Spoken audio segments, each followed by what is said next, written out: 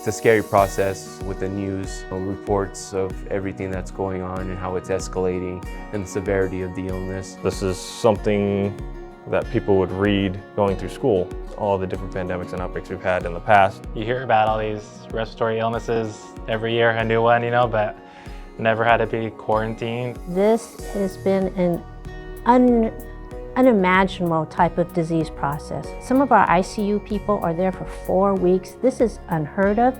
To all the nurses, thank you for making sure that we are okay. To the nutrition workers, thank you for providing us meals. I see so many, such good in people, such immaculate kindness, and people just going the extra mile. I canvassed the neighborhood. I reached out to colleagues in the Bay Area, also colleagues here. I've managed so far 1,100 face masks, 100 N95s, 100 face shields. I got 200 more coming. I always love to have a smile on my face and to keep people laughing, and it's not always going to be a happy day, it's not always going to be a sad day. You come in, do what you can. Everyone really did take a step forward, and everyone did, whatever they could. I think that we're rock stars. People have been donating food and bringing salads. We really appreciate that. This is a difficult time, and this is when we need to be the most supportive of each other, and we are. Well, this is actually the first time ever that we have done a sort of an emergency response, from case managers working remotely, nurses needing certain equipment. My team, my department, we created a whole protocol and system to help with proning patients. And so that's basically turning the ICU patients onto their belly or onto their back, and we do it as a team.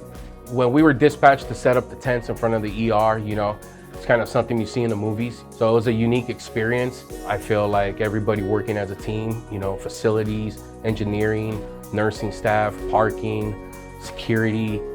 We had to unfortunately turn people away that wanted to be there with their loved one, and I know how it feels like, not being able to see my own loved ones because of this.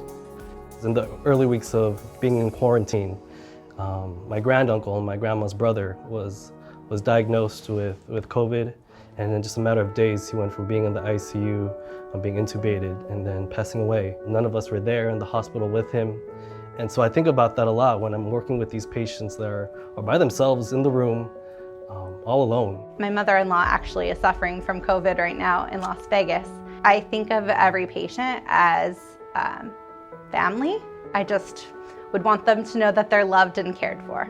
These patients, a lot of them are on their last moments with us, and it's kind of emotional when in the back of your head, you're the last thing that they're seeing before they pass, and their family member, what was their last memory of them, and they can't even come in and have that moment with them. I usually pick up the trash from their rooms.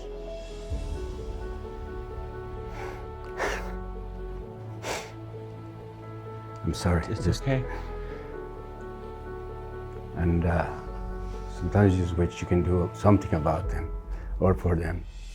The whole vision and the mission of this hospital has really provided us with a support system to really give us a peace of mind that other facilities aren't privileged to have. It's our duty, it's our responsibility to do this. We didn't choose this path for the name. I'm grateful for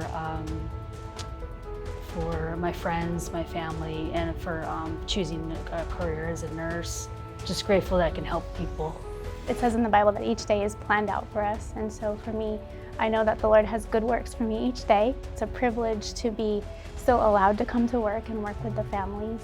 I've been looking a lot in certain Bible verses, the idea of when I'm passing through the waters, I know that God is with me. When the mountains fall, when the earths quake, God is with me through it all. This is not a disease, this is a human story. And this is a new reset to how we can be humans. I think